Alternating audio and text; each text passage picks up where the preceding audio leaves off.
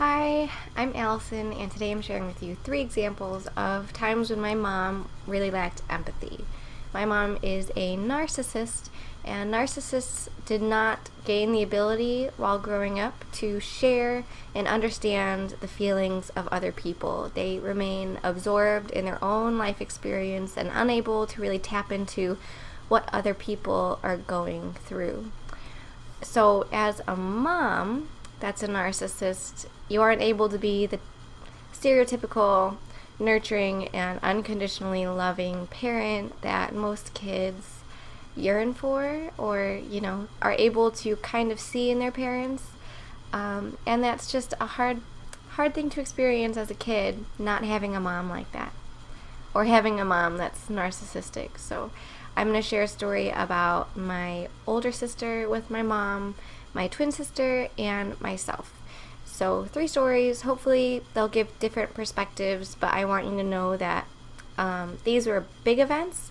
Most events were just so daily and methodically lack of understanding that they just kind of blend in. It's what I'm used to. So I'll begin by sharing my older sister's story with my mom, and I just want to say that I'm telling these things, their stories, from my point of view. I cannot speak for them, but from my point of view, my older sister was moving out from the house that she lived in with her 2 babies and their father. She was taking her kids and leaving that situation. It was very bad.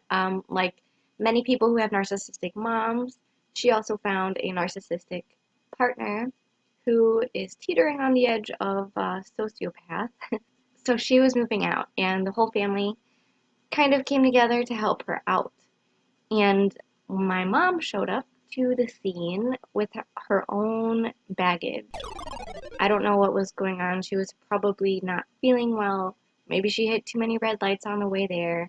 Something silly comparatively to what my sister was going through, which was moving away with her kids from their father, which is not easy by any means. And yet my mom could not put her own stuff away to be there fully for her daughter. And I'm sure that there were many big and small examples of this throughout the years. She's the center of her universe. She's the sun, and we are all planets.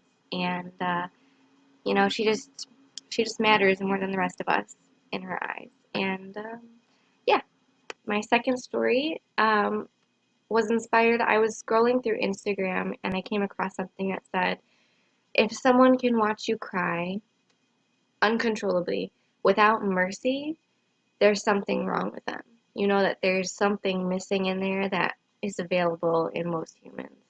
So my twin sister was crying uncontrollably and looking at my mom saying, like, look at me, like, why don't you care that I'm crying? And my mom was just sitting there, like, facing forward, um, blank faced, totally just not registering or not like acknowledging the fact that my sister was having a breakdown in that moment.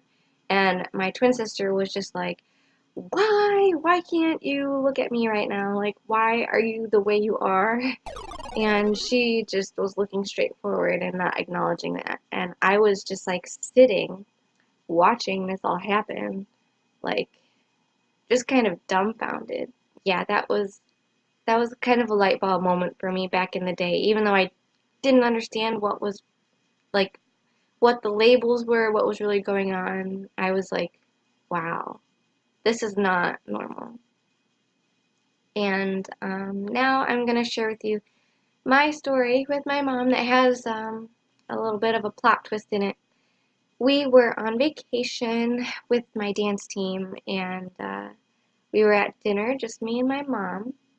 And I don't remember what we were fighting about again, but something terrible was going on, and I was just crying and sobbing, and I remember just feeling so defeated and yet not leaving. Like, I wonder now why I didn't just get up and leave, but I felt stuck You know, like she's my mom, she's providing me food, she's providing this vacation for me, and yet she's here literally making me feel like a piece of garbage.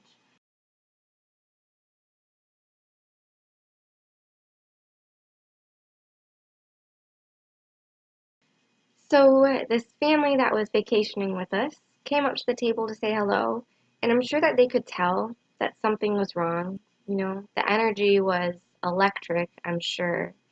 And yet they didn't really ask, is everything okay? They just saw me like puffy-eyed and looking terrible and defeated, and I didn't say anything to them, you know, don't tell, don't, what's that adult children of alcoholics saying? Let me plop it up on the screen here because I can't think of it right now. Um, so I didn't say anything, and that makes me think about, you know, and my mom pretended like everything was fine. She was like, "Oh, hi, how's it going? We're eating dinner, you know, blah blah blah." And we kind of had a normal conversation, even though just a moment before everything was literal hell. That makes me think, how many times did people really notice that something was super off and not say anything? There were a few times when people came up and were like, "Are you okay? Is everything okay?" I remember probably just three events of that happening. And, you know, like people who I don't know very well.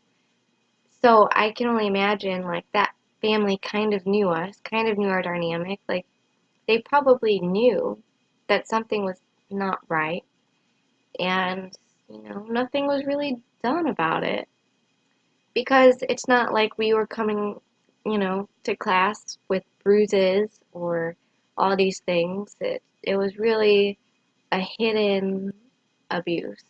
So this was a pretty deep and kind of dark video, but I hope that it added value to your life in one way or another. Alright, I'm gonna get going. I hope that you have a wonderful day and that you are well on your way towards living your best life. I appreciate you, and I'll talk to you soon.